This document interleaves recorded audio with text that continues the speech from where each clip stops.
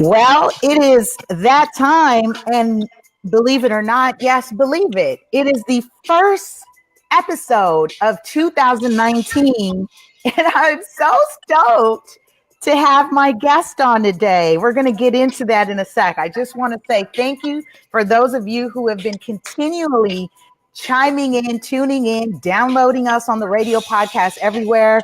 We've got a major announcement coming perhaps in the latter quarter of 2019 about a new platform that we will be available on. And just so you know, Ready Set Real Estate is the show that talks about the flips, flops, the raw, uncut, the booms and the busts of everything in real estate, with special guest millennial features and just amazing people from around the globe, thanks to technology. And remember, this show supports our nonprofit Real Estate 100 Youth Foundation, where we teach, seek, and empower youth ages 11 to 17 with real estate literacy, terms, concepts, and careers as an alternate pathway to success. Yo, I am so happy to introduce to you fellow colleague, real estate professional, EJ Hawkins. He is founder and president of the Orion Group, which is a boutique real estate firm representing clients and properties across the country.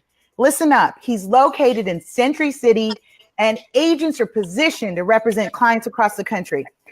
He is and has been one of the most talented and successful agents in the Los Angeles area, and has been featured in MSN Money and LA Talk Radio. And guess what now? Ready, Set Real Estate. With over 15 years of experience in real estate sales, investing, and developing, EJ has utilized his skill sets to provide his clients with an exceptional experience and an unmatched level of service. And while all that is fancy and important, EJ is just so down to earth. EJ, welcome to the show.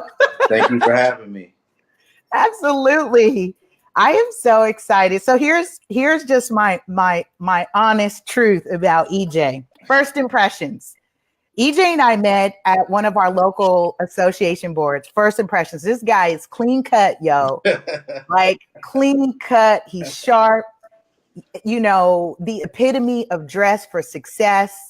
And he exudes that. And when you get to know him, as I've had the opportunity to get to know him, he is so down to earth, so humble, about community, about growing. And that resonated for me to the point where I said, yes, I have to invite him to be on the show. And I'm so happy that I did, because you are actually kicking off our commercial real estate series. Oh, really? Yes, Okay. yes. You are kicking off something major for us as we talk about learning all aspects of real estate. And I think that's one avenue where young professionals have shied away from. And I think for someone like yourself to be a young professional, and it's so funny to say over 15 years, you look like you're 25. I'm knocking on wood, but no, I'm 38, but I got into real estate. I actually started when I was 18, but I didn't officially get my license until 2003, 2002, I believe. I like it like me. I started to put my foot in there at 18. And so collectively, I think for me, that's close to 19, 20 years of experience. I did the back door and then I tiptoed in. So EJ, we were offline building on this because I mentioned to him, I shared with EJ that, so his initials, I wanted to be mindful when I sent this over to the graphic designer that we put a space in your name, EJ, right, because I was like, yo, it might stand for something. And I just want to make sure I'm mindful and respectful of my guest's name.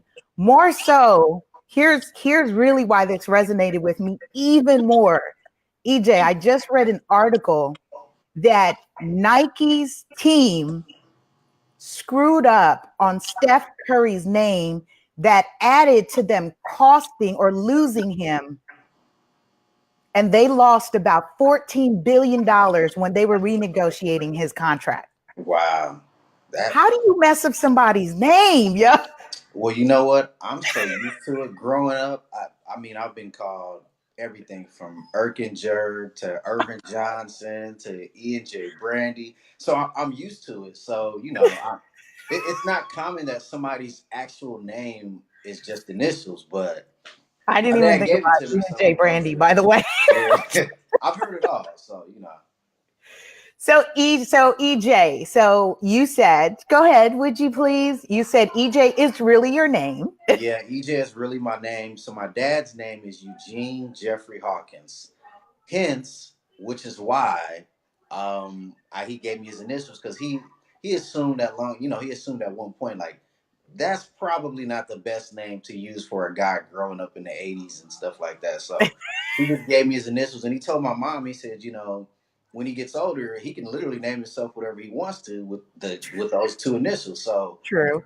I just wrote with EJ because to me it's unique, just two letters. So It is unique. Yeah, like you said, it is two letters. And I love that you said about the spacing and with social media and filling out applications, yeah.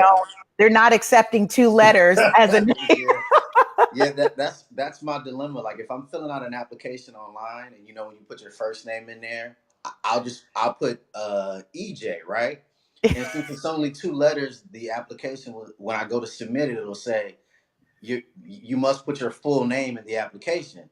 So then I have to put the E in the first name and then I have to put the J in the middle name and then it works out. So And then it works out. It's it's like, this, whatever. no, this is your real name. We Right, don't accept right. any.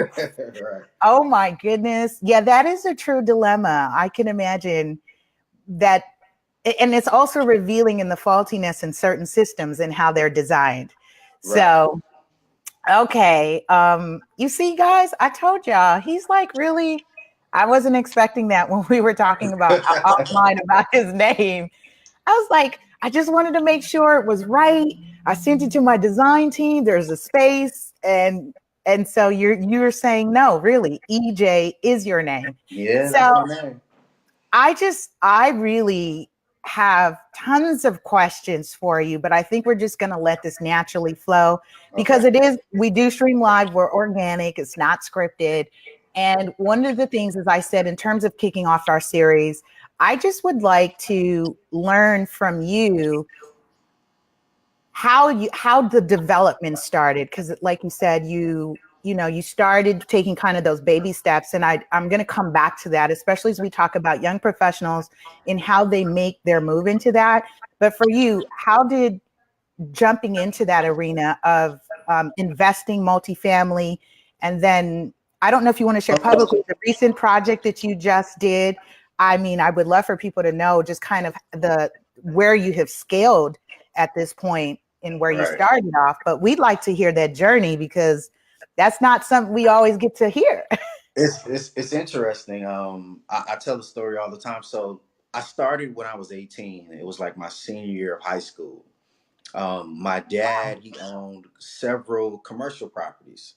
Okay. So he was out of town and he was, back and forth. And the management company who he had managing his properties weren't doing such a great job. So in the Mm. meantime, he decided that he wanted to manage the properties, but it wasn't him himself. He actually wanted me to do it. So he started me off with a small sample size of like two properties. One of them was pretty large. It was a corner lot. It's on 78th and Broadway in Los Angeles, and Okay. it consisted of it was an office building there with about three That's a retail office spaces. that's a great pocket, by the way, of Right. commercial buildings. My You know dad had exactly where that is. That's close to the precinct, isn't it? it literally you can walk to the precinct right down the street. So it wasn't a problem. So I actually had my office in that particular building, and I was like managing the properties. And to kind of make a long story short, what happened was he decided to sell the properties, Mm. and he asked me to find a realtor. So I found a commercial realtor to sell the properties, going through the whole process and everything. And the interesting thing, I was, very interested in, actually in how much he was making off of the project and the deal. The second thing that really intrigued me was how nuanced everything was in terms of how you evaluate the property and stuff like that. Mm. Well, make a long story short, the realtor that we had ended up being terrible. He couldn't sell the property, right? Yikes. So I actually ended up self-marketing the property online and found a developer, well, a buyer for that particular property. And he ended up purchasing a property, but at the time we kept going back and forth over pricing. Mm. At that time, I was reading a book called People's Principles. I don't know if you're familiar with. His name is Donahue Peoples. He's I'm now going to make note of that. Somebody, so Coran just jumped on. He says, ready, set, real estate, shot it out. Make note. What was it? People's Principles. Coran, would you put that in the comments for us? it's I'll come back to Peebles, it. Peebles, Peebles, not Peoples. Oh, People's Principles. Yes, Yes. Is that the yes, developer? yeah. The developer Donahue Peoples, right? Yes. So he wrote that book, and I read it and I took it to heart. So Right. at the time, I was really interested, and that really piqued my interest in real estate. So we kept haggling over the price. Well, at least my dad kept haggling over the price. He wouldn't agree. So finally, I was able to kind of come to some sort of agreement. My dad he was like, "Look, I don't care what you sell it for, just sell it." Mm. So the developer at that time, they were a pretty large nonprofit developer in the area. Okay. I worked out a deal with them where I would sell them the property at a reduced price only if they allowed me to co-develop the property with them. So they agreed. They bought the Wow. property at a reduced price. I mean, ridiculously, they bought it at like $350,000, right? Wow. Which was super. I mean, when I look at it now, it's super cheap for a property of that size. Super cheap for a commercial. Right, super cheap. But for me, and since my dad wasn't really the property was paid off. My dad wasn't really tripping on the money.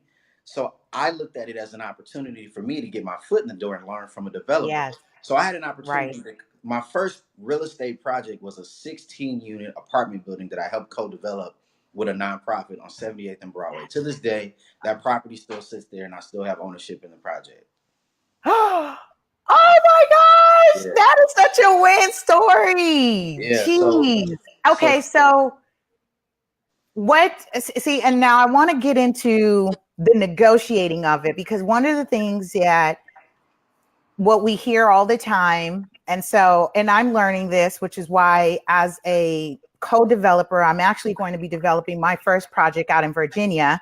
oh, Yay! good luck with that. Yay! Congratulations. Thank you. And so what I'm hearing is that the commercial side of the business is not as emotional as the residential. Is that true or false? Because as you talk about going back and forth on settling on price, did you find there was emotion involved or was it just about the number? It was strictly about the numbers. And that's what I love about commercial real estate. It's strictly about the numbers. If the numbers make sense and the deal makes sense, let's move forward. Mm. Whereas, in residential, it's all emotional. Representing your client, the offer, or if you're a buyer. I mean, the whole process is very emotional. But like you said, if you're doing commercial, it's really just numbers based.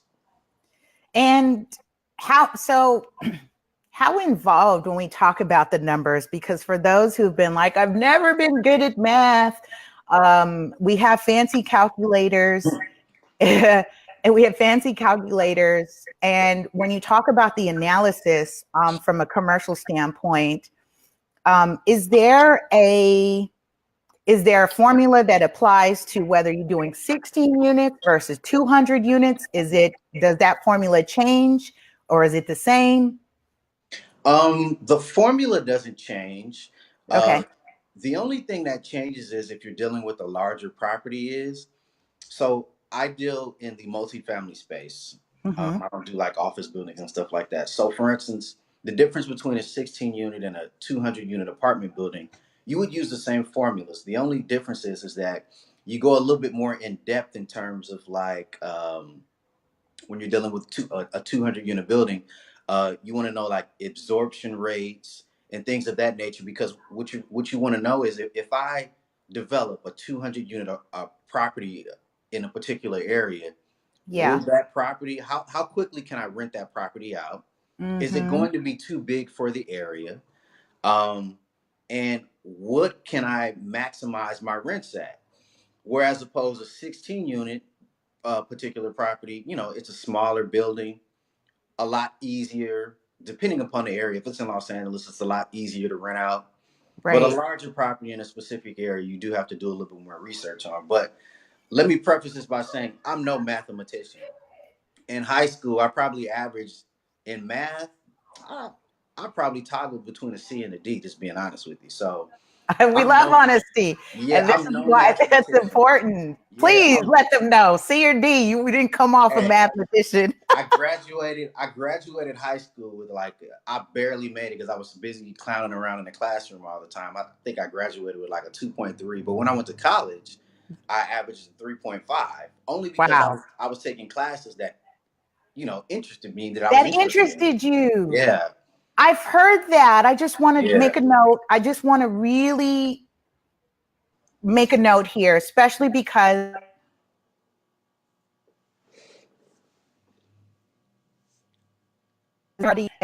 and I have heard that I've heard this from our past guests say I did not perform well in high school because high school has it is dated in the academic curriculum, right? It is kind of one-sided in terms of what's being taught. But I've heard that those who even had disabilities that later learned that they were dyslexic or had some form of disability and went to college, just like you shared, ended up performing very well because now they were pursuing courses they were interested in. So for those of you who are listening and you are soul searching and you feel like you're underperforming in school, this is why we do what we do, is because it has to be an alternate pathway to success. We have to open that arena now yeah. so we don't lose that 80% that's saying, I may not want to go to college. I just want to just jump into real estate. Can I just learn that? We say yes. Right. I mean, and to be perfectly honest with you, I left college to go into real estate because really and truly, college is really where you're trying to figure out your life and what you want to do in life. Also, to get a college degree so you can move on and get a good job. Well, I never planned on getting a good job. I wanted to always be an entrepreneur Uh-oh. because I came from an What entrepreneurial happened? family. I think my So, screen froze. oh yeah, I think it. Yeah, I can tell it kind of froze. But can you hear me, Lisa? Lisa, Lisa, can you hear me? Are we back? Can you hear me? Hello. Oh, can you see me, Lisa?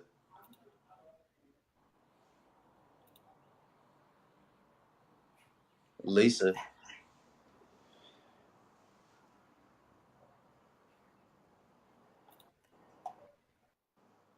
Uh,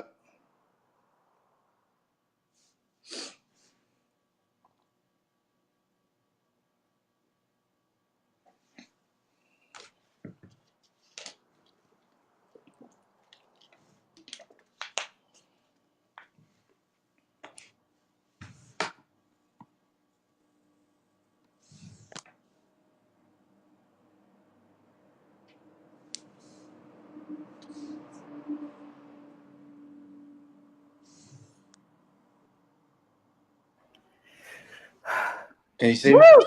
I'm back. I Voila, like I could see magic. myself, but I couldn't. I could see you, but I couldn't hear anything. Right, right. Yeah. Florence is like, I can hear you, EJ. Shout out to Florence Manswell, CJ Clarence Johnson. He's like, I hear you. See, I see. I really appreciate y'all staying connected. Just a little glitch. So you were saying that you had left college. I'm just going to bring it back because Yeah. for those who are listening to our radio podcast, don't know, we just had a glimpse real quick. So we'll just bring it back. You said, in fact, college is a great space to learn what you want Yeah. to do. You found a space that you said, I'm actually prepared to leave college and go delve more into real estate. Okay, bring us up to speed. Yeah, so like I said, so I came from an entrepreneurial mindset family. Everyone in my Mm-hmm. family is an entrepreneur, from my grandfather, my grandmother, my aunts, uncles, my Wow. father. So I come from a very well off family, as you can say, but everything was earned, nothing was given. Yeah. So when I figured out what I wanted to do when I was in college, because while I was in college, I was still managing my dad's property. I was going through that process of developing the property. So once Mm-hmm. I figured, I kind of put two and two together to figure it out. I said, what is the point of me going to school? I had a full ride scholarship. My parents weren't paying for it, but I felt like I was wasting my time being there. Right. Mm. So I left school at the end of my sophomore year and never looked back, jumped into real estate and have been doing it ever since.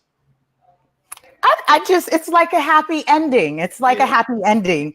A happy ending really to a new beginning, because now let's really talk about the significance.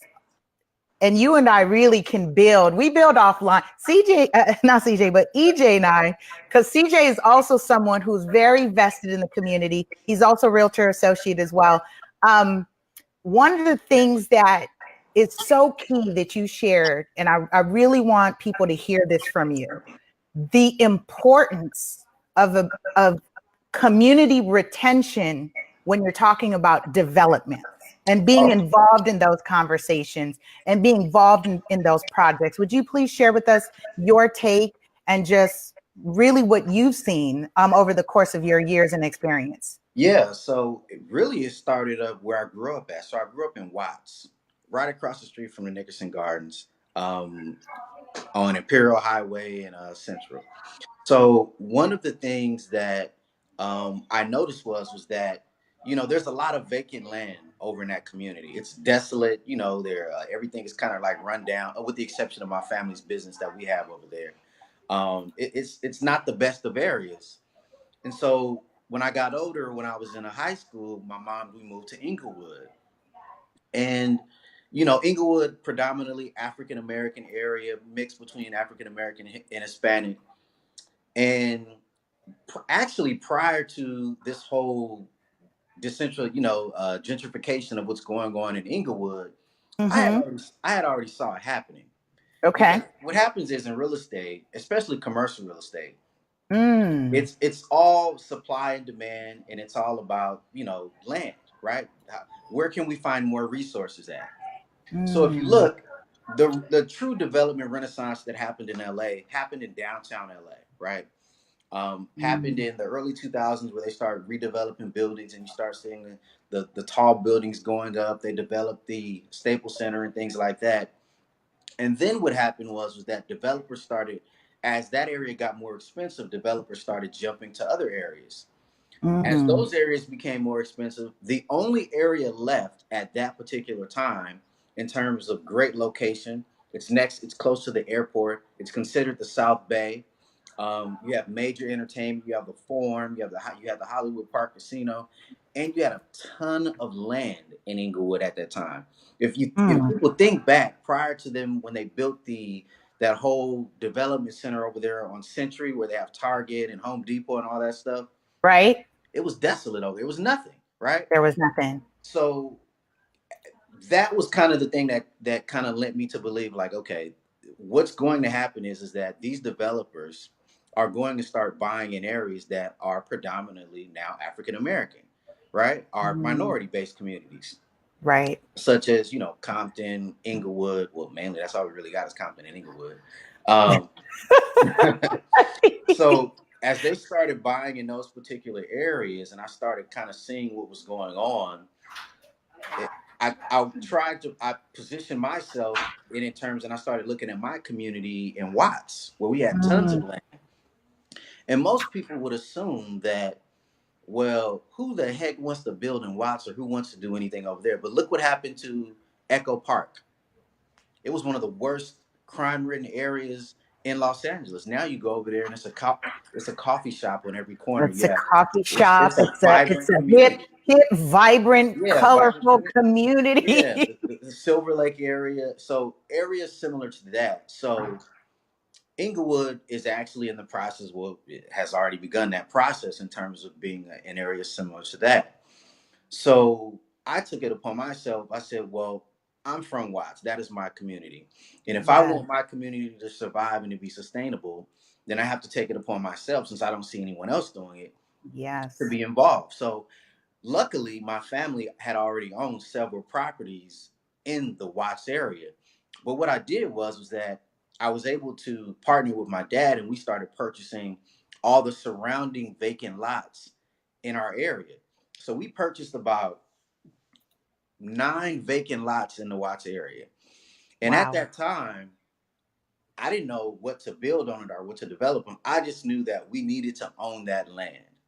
Mm, So we would have a say so in terms of what was going on in that particular right. area. So now I'm at the point, well, financially and just experience wise, where I can kind of start developing these properties myself. So our first project that we're working on is a mixed use development right next to my aunt's, well, right next to my family's hamburger stand and 99-cent store that we have in Watts.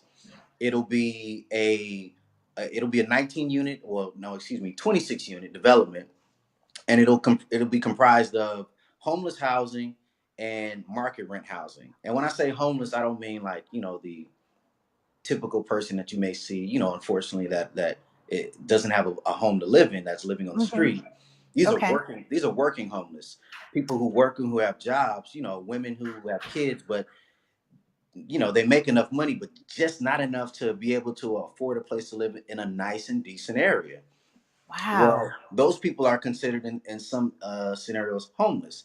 They may live in a shelter or something of the sort. They may be going from shelter to shelter, or they may live in subsidized housing. Unfortunately, for those people, if they live in subsidized housing, typically, not all the time, because I own Section 8 housing units as well, they may not be in the best of areas, or are in the best condition. So this project will, kind of afford individuals that opportunity to get into something like that. Not only that, It's uh, almost transitional. It sounds it, like that transitional person. it is for that transitional person. So that's kind of like where I'm going at right now in terms of the properties that I own in the Watts area along with my Can I just family. say this? I'm just, yo, brother, I am praying over you, your company, your whole movement. Yes. See, this is why I'm happy I have a platform. Someone told me the other day, Lisa, you don't have a show, you have a platform. And now I own it so that I can bring individuals like you because you're tangible.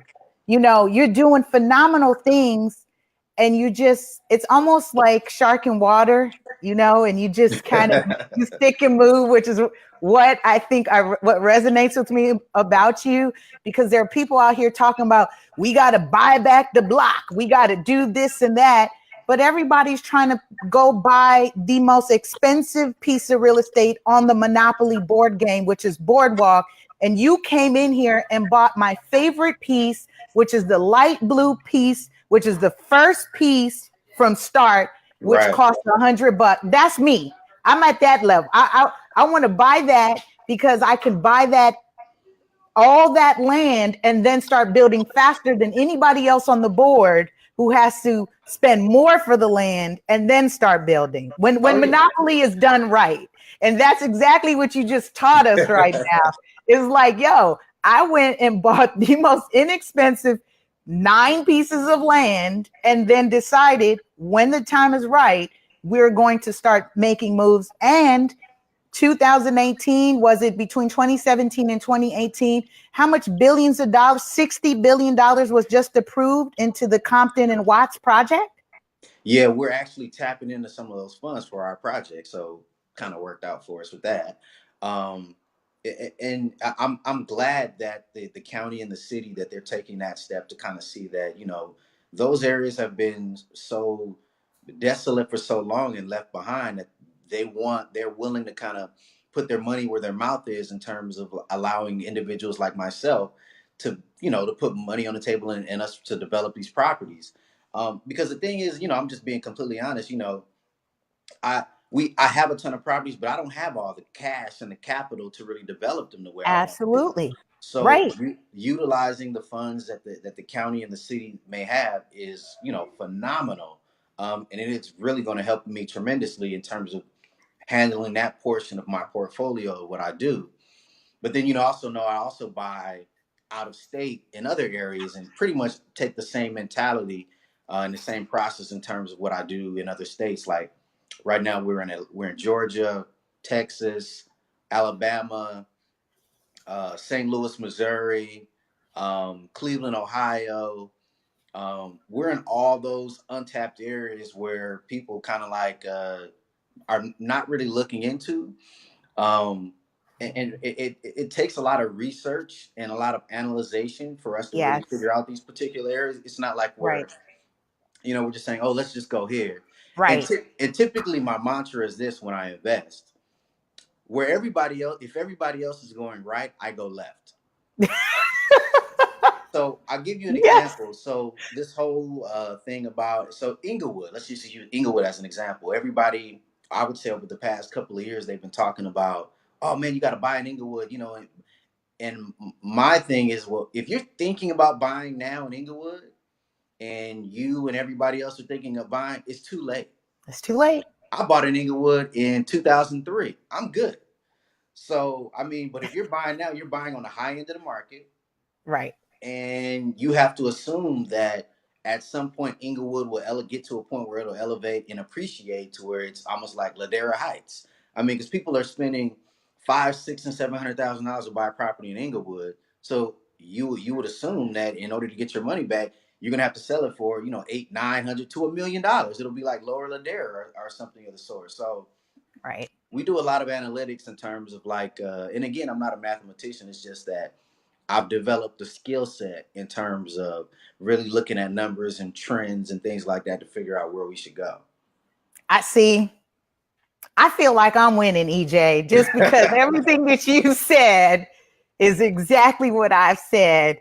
I may not have been very vocal about it, right? Because that's the benefit of people knowing and connecting with you, right? The people who do business with you, that's the advantage they have, because we're doing the analysis, we're studying the demographic trends. And I said that the same thing to my investor partners when it was Highland Park that was blowing up. I said, come pay attention to Inglewood before anyone else was. Everyone was looking at Highland Park. I said, all right, if you can't do Highland Park at the 5, 6, whatever was happening, I said, come on over and bring that money in Inglewood where it makes sense. And then guess what?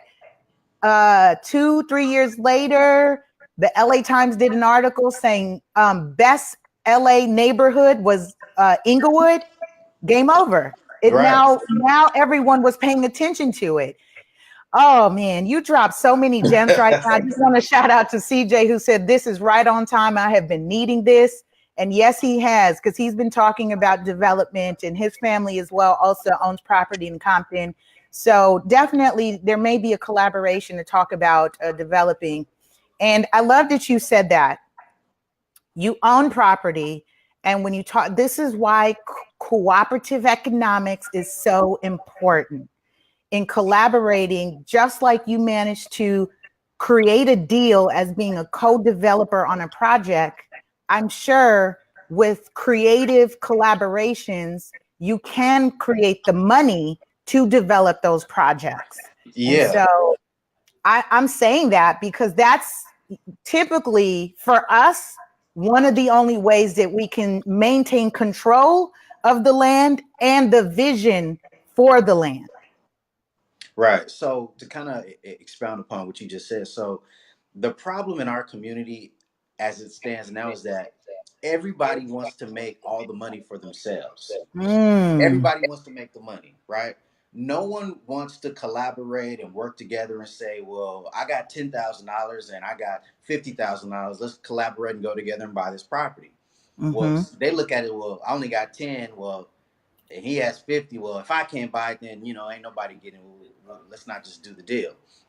Whereas Right. I looked at it from the standpoint where, number one, I typically always collaborate with people that are added value, meaning that they're Yes. bringing something to the table that I may not know.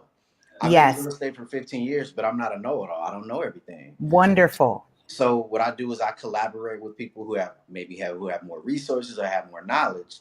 And then slowly but surely I started gaining the capital to do the things that I wanted to do and build the properties and develop what I wanted to do. That's exactly what. So this goes to show again, we had that same mindset that people are so, all for me and just me, even with ideas and creation. It's like, oh, I don't want to tell anybody. I don't want to do it because then somebody else is going to go do it. It's like, well, but if you're the author of that, they can't duplicate authorship. No, and here's the thing, especially in real estate, there's enough money for everybody, right? I Yes. mean, if you look at the people in the real estate space who are extremely wealthy, I mean, from Stephen Wynn to Donahue Peebles to Yes. Quentin Primo Yes. to, and I'm not a I don't condone anything that this man does, but I'll just say his name because he's been in real estate. Donald Trump, he's Mm-hmm. been successful in real estate. If you look at Mm-hmm. what they've done, they've all have they've all made billions of dollars. It's never been to the point to where, well, I can't make any money because this guy over here is making money. That never made any sense to me.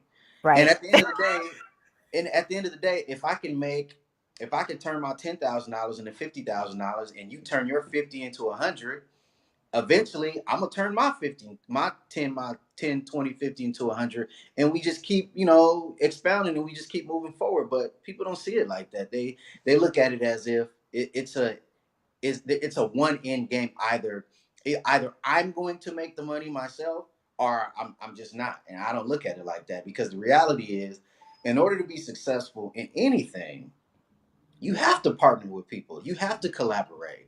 I Right. mean, I don't know of any industry where it's not collaborative, or any person who's uber successful who didn't collaborate with people to get to where they are now. You can't do it on your own. I'm just going to have to, and I want to bring an example of that just real quick. It's a different kind of real estate. It's Yeah. still real estate.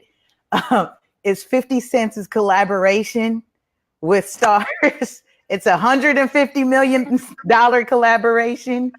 And it's like, that's through partnership to expand more and make more money and be a greater reach. And it Right. was interesting that I saw strategically one of the things that he did.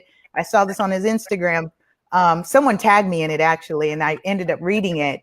So shortly after that collaboration of $150 million deal, he wrote a $3 million check to his nonprofit organization, which seeks to empower or give out grants and or other nonprofits that do financial literacy work to low income areas.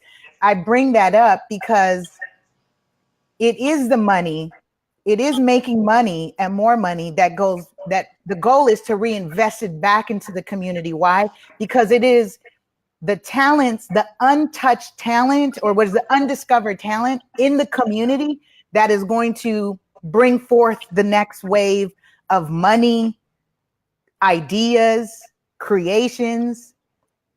I could go on and on in that, but I Oh just yeah. wanted to Oh talk yeah. about, as we talk about collaboration is absolutely important, and especially in real estate.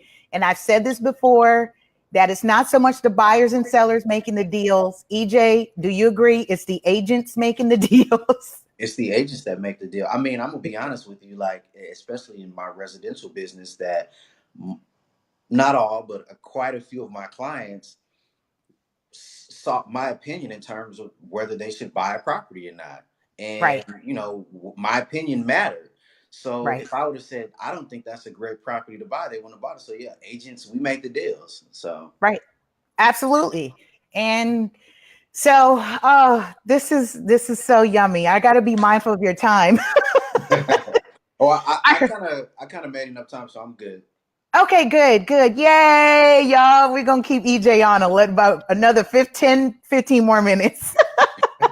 So, what I wanted to also get into, because oh man, we really covered on everything that I think a snippet, not everything, but a snippet of what we talked about offline, which is community, gentrification, development. How can we be more involved? So, where do you see in terms of the need for more younger professionals to be involved in commercial development? How do we get past, let's say, if I was a person who was intimidated about that arena, how do I get past that intimidation and feel confident? And that, yeah, that's what I'm talking about. Esteem. I'm not talking about esteem. I'm talking about skill set in order to dive into that arena of doing commercial real estate investing, the multifamily deals, and the development projects. What would you recommend to our younger professionals who are thinking about it, but saying, I think I want to start off doing residential first? Because I oftentimes hear that. I'm just gonna be honest with you. I mean, look at it as this. Remember when you first learned to swim? At some point, you're in the water, you're swimming around. They're teaching you how to swim. You got the floaties on, but at some point, you got to take the trainers off and just jump in the pool. You Jump got to in. just do it. Like you literally just have to just do it. Mm, When I got into commercial real estate, I didn't know everything. I didn't know all the lingo and all the and how to operate and things like that, but I learned. Like if there right, was something that I didn't know, I would ask or I would read right. about it. I do a lot of reading, so that's one thing. And then number Mm-hmm. two, I'm not scared. I mean, Yeah, I don't mind messing up because right. are failing, because for me that is a learning experience. So if you're thinking about getting into commercial real estate, or buying multifamilies or whatever it is that you want to do, that's the complete antithesis of what you already do in real estate, just do it. Just Just do jump it. into it and just do it. There's really no school or anyone that I could say that can really help. I mean, if you can find a mentor, that would be great. Mm-hmm. But at the Mm-hmm. end of the day, you literally just have to just do All right, duly noted, Lisa. Just do it. just do I it. know you can do it, Lisa. You just got to just jump out there and do it. I just got to jump out there and do it because this is I think when I talk with you and I shared with people that I was going to do this commercial series, it is due one part due to my own personal selfish reasons Right. because I'm like, what better way to get information from those who are starting, are veterans in the industry, and then uncovering, do I want to do development? Because you talked about multifamilies doing off versus office space retail, and that's a whole nother game, which is what I like because it is very target driven. If you do Yeah. multifamily, you do multifamily, no Right. multifamily, right? Yeah. It is very specific. So a commercial agent, a good commercial agent, will will specialize in one particular aspect of commercial real estate. Either they Mm, will do multifamilies or office, industrial. Now you have cannabis, particular type right. properties. I mean, Cannabis. Hmm. there's a myriad of the types of specialties that you can go into in commercial real estate. I chose multifamily for one because number one, it's kind of like where I started managing some of my dad's multifamily properties, and for Hmm. me, it was the quickest and easiest way to get to my goal. Mm, Our company's goal is, so I wanted to build $1 billion real estate portfolio, right? So most people when they get into real estate, they say I want to be a millionaire and I want to do this. So I thought, well, why can't I be a billionaire? Why not, right?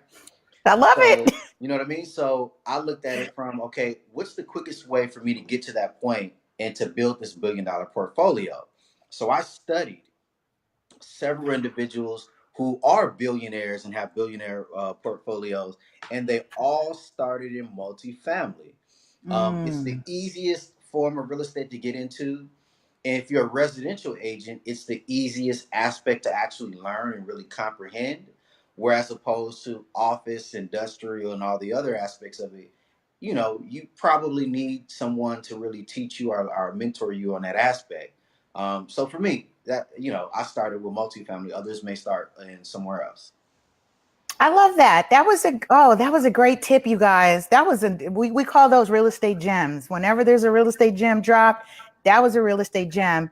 And personally and professionally, I think that's why my transition into developments of single family, multifamily has been very comfortable. A comfortable transition is because I feel like I'm a strong residential agent.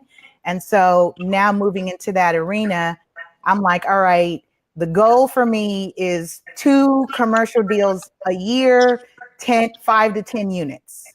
That's exactly what I did. I set a goal, and as I started chipping away at that goal, then I just threw something out there, and I was just outlandish, and I was like, "I'm gonna buy 100 units by the end of this year." Right? Yes.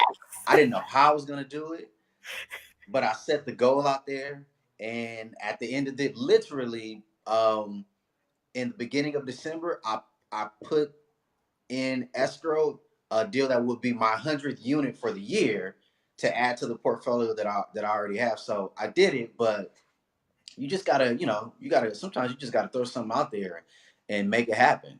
Right. I love it. I love it because if anybody knows about throwing stuff out there, is this lady right? Like I said, I took a call this morning and they were, this woman, she was a past guest of my show and she was asking me all these very detailed questions about how did I learn broadcasting? And I must have went to, she thought I went to a tech conference and I was like, no, I stumbled. I jumped in and I figured the rest out. I'm a one take Jane. I download this and repurpose it on multiple platforms. Done in 8 minutes. Yeah, It's I not. mean, It's not that I'm not doing all that mental work. man, No. let me tell you, I'm not that smart. I'm not. I may come off as smart, but I'm not that Of smart. course you are. People, look, You're people who right. went to You're high school wise. with us. There is a difference. Hey, I'm from Watt, but look, I will say this: by growing up in the area, in the community that I grew up in, it made me very resourceful, and it Mm, allowed me to think outside the box. So that's right. where my advantage is. I may not be able to out scheme you in terms of X's and O's and be the best at adding values and math and stuff like that. But when it comes to thinking outside the box and doing something that's non-traditional, that's where I typically outwork people at. That's where you thrive. And Yeah. I've shared this before, which is why this goes back to reinvesting into underserved communities, because imagine an organization like ours that is doing real estate focus for ages 11 to 17 and we came into your community and you were like, you know, as a Right. youth, someone started talking about this whole real estate game very early on, your level of performance would probably supersede most during your early academic track record. You again are just confirming my wild idea and just throwing it out there and seeing what happens, because that's what I'm saying. And I've said this before, one of the best performers in this real estate game are truly the hustlers. Right. and and it really is, because it is outside of box thinking. We have to be Yeah. creative and quick on our feet with negotiation. Like I said, I grew up on the east side. I wasn't as far as Watts, but I was off of Avalon and San Pedro. For those people who know, I was That ain't close that enough. far from what you That close wasn't enough. too far. Yeah, so I came from that walk of life and that path, and it was being able to not just survive but thrive in my environment.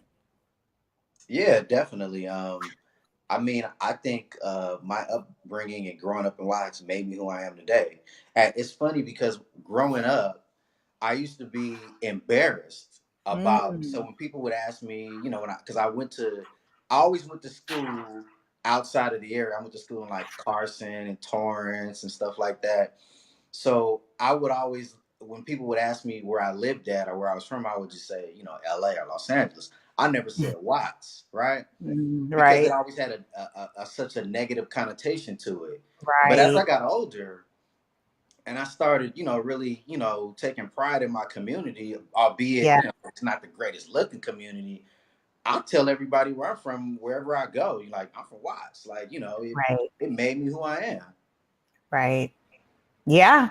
Yeah. And that, see, I'm happy that you shared that, because there are going to be some people who are listening, our younger audience, who are probably feeling that negative stigma about growing up. It's so funny, like what's happening with New York, with Right. Brooklyn and the Bronx and the five boroughs. Now everybody's very proud to say that's where they're from, because they're going through a massive redevelopment and Yeah. change. And so, again, this speaks to the difference of neighborhood, where people saying, oh, um, referring it to the hood, or making it seem like it's a negative space or place. We've seen these in the past movies, that we're still talking about real estate. Right. I mean, Your hood is somebody else's gold mine. my Why grandfather. not be your own gold mine? Right. So my grandfather, he moved to, he came to Los Angeles on a mule from Arkansas, and I believe like Mm. 1932 or something like that. Right. Long Mhm. time ago. Right. And he taught my, my aunts and uncles that the area in Watts that we grew up in, that he was like, it's a gold mine. He said, whatever you do, reinvest in your community and it will pay you back tenfold. Mm. So if you look at it, in minority communities, we're the largest consumers out of anybody. Number one, because we have more, I wouldn't necessarily say we have more disposable income. It's Mhm. the way we utilize our income. So, Right. for instance, recessions and things like that happen, they typically affect higher income individuals. They're the ones who typically have the largest drop in income. Right. Whereas in our communities, man, we can have $5 in our pocket. We're gonna spend that $5 by the end of the day. Whereas in other communities, they'll say, "Dang, I got $5. I'm only gonna spend $2 today, and I'll save the rest for tomorrow." We spend the five, and we Right. worry about tomorrow. So unfortunately, Right. because of that Unfortunately. mentality, we Yeah. become the largest consumers. In Inglewood, when they finished the Target, Home Depot, uh, what is it, Red Lobster, and In and Out, Mm-hmm. within the first 5 years of those properties being finished and them operating, they were the number one stores in those chains. The number one In and Out in the United States resided in Inglewood. The number one Target in the United States at one point resided in Inglewood. The number one, I mean, and so on and so on. So it just goes to show you what kind of capital that we have. If you look over in Compton now they have that new development they have over there with Target and stuff like that over off the 91 freeway. So it shows you like we spend money, right? Right. So from that standpoint, if you kind of take a step back and you look at the dynamics and the demographics of our areas and you look at it that way, you will see that if you build a great business or you are offering something to these communities that is needed, they will buy it. They will Right. support you. But you just can't open any old shop and expect people to support you just because, you want to say, oh, support, black people, black business. I'm black owned and, minority. Nobody cares about that. People want to support businesses that offer them value, that are That providing a offers service value. that they don't get. I'll give you an example. Like my family, we own a hamburger stand in Watts. It's been there over 50 years. Now, it may not be the greatest looking area or our nicest location, but we serve great food, right? Mm. We serve better food than some of the other places around there in the whole area. So therefore, Right. people patronize our restaurant. So there you have it. I love that you touched on. Yes, I'm in agreement. And what came to mind, what came to mind was the Rouse off of. So I'm in, my brokerage is in Inglewood, Mhm. and we have a Rouse located off of Western. And so Rouse, of course, because we are near and close enough to uh, the Forum, that Rouse went through a facelift, I know, yeah. and they put a Starbucks in there. The store manager shared with me that Starbucks is the highest grossing sales in the Starbucks in within the region. In there, they put the Starbucks in that Ralph's, and they're saying that it is outperforming all the other Starbucks in our region. Now, as you talk about demographics of who the people are and what they're spending on, and it's not like when you look at this area, it's not like there's lots of disposable income as you talked about, right? There isn't, Right. but they will stop and be like, oh, there's a Starbucks right here. Instead of making my own coffee, I'm gonna go spend $7-8. I don't know what it costs to drink Right. coffee, but um, the logic is, as you talk about value and brand, they're deciding to go ahead and spend their money there. And we don't, when you think about it, there isn't a Starbucks in this pocket over here. No, no. I mean, once you get to that Rouse, where's the next Starbucks when you start going more south and more east in Los Angeles? There Right. isn't one, right? There isn't one. However, I can tell you this, that these companies are doing the research and looking at the statistics, and at some point you will see a Starbucks on the east side of LA somewhere, or in a underserved minority community, because Right. they're starting to realize these people spend money. The problem is that we Yes. spend money on stuff that don't really do nothing. Like you said, you can make your own coffee at home, right? You could save that $7 that you're spending a day or whatever. You probably spend a couple $1,000s a year at the end of the year on coffee. Well, I don't have any like vices. I don't drink coffee. I don't drink. I don't smoke. So all my discretionary income or disposable income, I put it into real estate. Mm. So it goes into my business. It goes into my real estate. And then at some point when I'm retired, whenever that will be, then I can go to Starbucks every day. Or if I wanted to, I probably could go to Starbucks every day now and not bother me. But at the end of the day, my priorities were, let me put my money towards building my future in terms of in establishing myself, as opposed to just feeling good for this one day because I got this coffee or this drink or what have you that I'm dealing with. So yeah. Can someone hashtag real estate gem again? EJ just dropped a major real estate gem because it is so congruent with my shows that I say real estate is a mindset. You just talked about a mindset Right. when you said, yes, I could do that, but I'm using my discretionary disposable income and reinvesting it in myself. Oh In other yeah. words, you are paying yourself first before you pay someone else. Right. I'll give you Yo, I'll give you a funny EJ, example. you're so amazing. I just really, like I said, I genuinely look forward to building with you so much more. EJ and I are also collaborating a committee for young professionals that we want you to be a part of. If you are an affiliate of the real estate industry, definitely stay in touch with us because we're about to 2019 and beyond is just going to be so amazing. And I do want to plug him in here. So how do people get connected with you? Oh, I think I wanted to ask you, are you growing your team? You mentioned mentorship. Is that something I don't know where you'd find time, but I can't speak for you. But is I that do. something you're open to? Are you hiring? Tell us a little bit about the Orion Group. Yeah, so like you mentioned in the beginning, we're a boutique real estate firm. We are hiring. However, Perfect.